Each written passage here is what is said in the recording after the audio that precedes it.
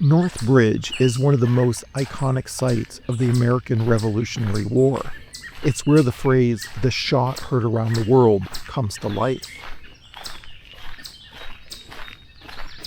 On April 19th, 1775, just hours after the skirmish in nearby Lexington, hundreds of colonial militiamen, also known as Minutemen, engaged British troops at this bridge over the Concord River. The British forces were in Concord searching for weapons caches. Local militias from Concord, Lincoln, and surrounding towns quickly mobilized.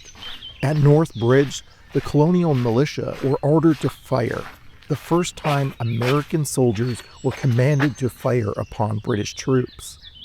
The British were forced to retreat, and the war for independence had officially begun.